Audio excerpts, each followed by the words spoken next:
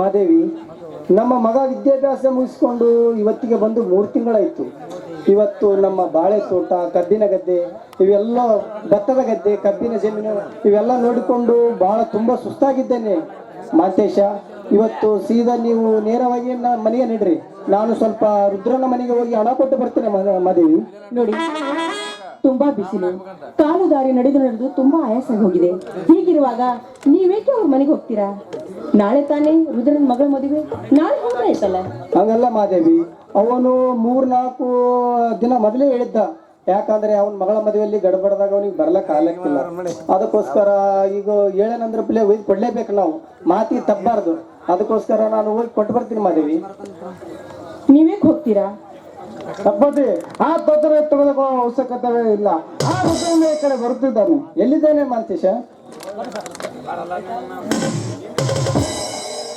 ಏನ್ರಿ ದಣ್ಯಾರ, ತಂದೆ ತಾಯಿ ಮಗ ಕಲ್ತ ಏನ ದೇವಸ್ಥಾನಕ್ಕೆ ಹೋಗಿದ್ರು, ಏನ್ ಯಾವ್ದಾದ್ರು ಸಮಸ್ಯೆ ಬಗೆಹರಿಸಕ್ ಹೋಗಿದ್ರಿ ಅಬ್ಬರ? ರುದ್ರ, ಸಮಸ್ಯೆಗಳು ಬಗೆಹರಿಸುವ ಸಮಯ ಹೆಚ್ಚಾಗಿರುವುದರಿಂದ ನಮ್ಮ ಮನೆಯ ಸಮಸ್ಯೆ ನನಗೆ ತಿಳಿಯದಂತಾಗಿದೆ.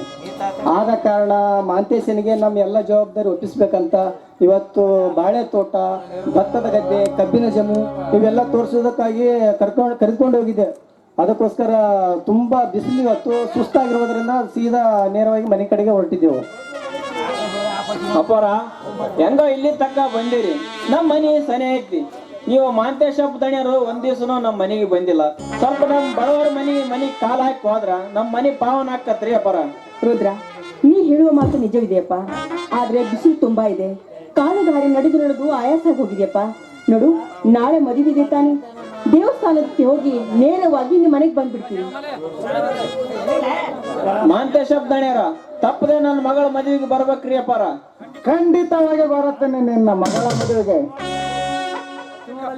ಬರ್ತೀನಿ ಅಪ್ಪಾರ. ನಾನು ಅಷ್ಟೇ ಮಾಡು ರುದ್ರ, ಹೋಗು, ಮದುವೆ ಎಲ್ಲ ಸಿದ್ಧತೆ ಮಾಡ್ಕೊ ಹೋಗು, ನಾವು ಮದುವೆಗೆ ಬರ್ತೀವಿ.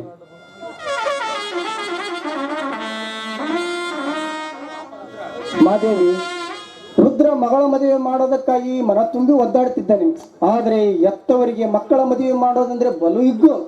ಆದ್ರೆ ರುದ್ರನಿಗೆ ಹಣ ಕೊಡೋದೇ ಬರ್ತೈತಲ್ಲ. ಸರಿ, ಅವನಾದ್ರೂ ನೆನಪು ಮಾಡ್ಬೋದಾ?